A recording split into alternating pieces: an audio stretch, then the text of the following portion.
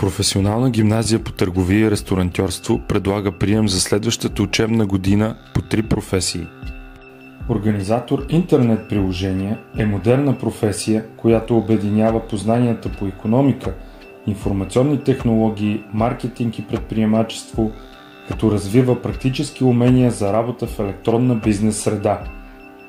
Обучението по електронна търговия цели да даде основни познания за онлайн търговията и нейните форми.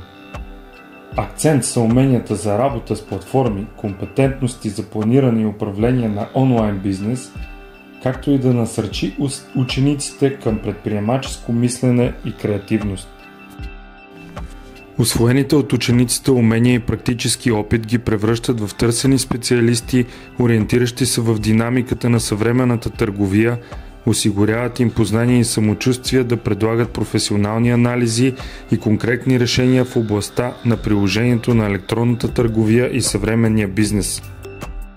Професия готвач провежда обучението за овладяване на знания, умения и компетентности, свързани с обработка на хранителни продукти, както и приготвяне на кулинарни изделия и напитки.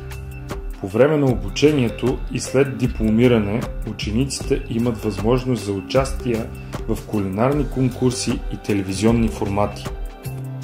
Завършилите специалността могат да се реализират, започвайки работа в ресторанти, хотели, кетеринг компании и круизни кораби. Възможност за тях е и стартиране на собствен бизнес, развитие като майстор-готвач, шеф-готвач или специалист по гурме кухня.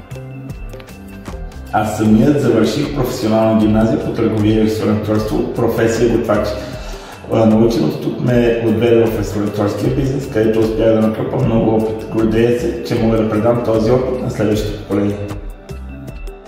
Кетерингът е съвременна услуга, свързана с професионалната подготовка, транспортиране, подреждане и сервиране на храна и напитки извън традиционния ресторант.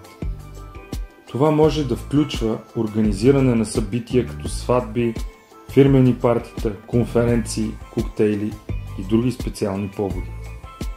Тази специалност подготвя кадри, които могат да организират и обслужват различни видове събития, да приготвят храна според изискванията на клиента, да управляват кетеринг процеси от планирането до реализацията.